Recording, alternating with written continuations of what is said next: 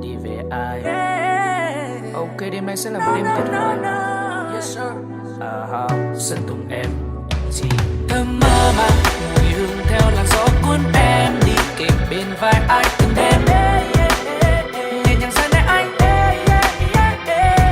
mang em về. Liệu rằng em còn nhớ tiếng yêu không? Ở đây ngay phía sau em này. Lặng một mình anh thôi, níu giữ lại những âm thầm bạn nhớ, khiến đôi môi dịu em phải chịu ngàn gió nước mắt đắng cay. Hạt mưa rơi trên vai, giấc mơ này biết đi về đâu. Bài hát khi xưa anh viết bây giờ phải đắn dấu trăm hết thôi.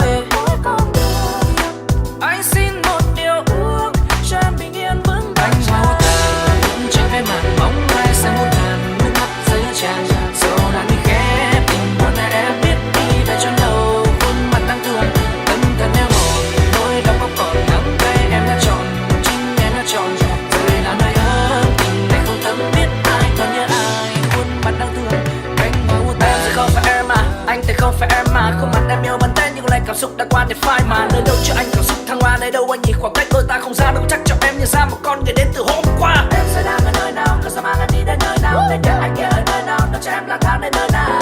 Nói cho anh nghe nói cho anh nghe bước đi vội vàng anh đang đi về nơi khiến đôi môi dịu em phải chịu ngàn giọt nước mắt đắng cay. Hạt mưa rơi trên vai giấc mơ này biết đi về đâu.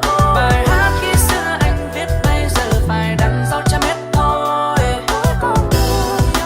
Anh xin một điều ước cho em bình yên vững vàng. Anh mau tàn trên cái màn bóng ai sáng một làn nước mắt rơi tràn. Dẫu làm đi khép tình buồn này em biết đi về chỗ đâu. Khuôn mặt đang thương tâm thần em mỏi nỗi đau không còn nắm tay em đã chọn chính em đã chọn rồi là nơi ấm tình này không thấm biết ai còn như ai. Khuôn mặt đang thương cánh hoa úa tàn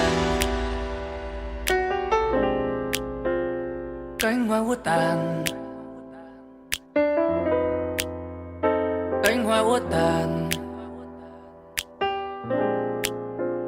cánh hoa úa tàn. Yeah.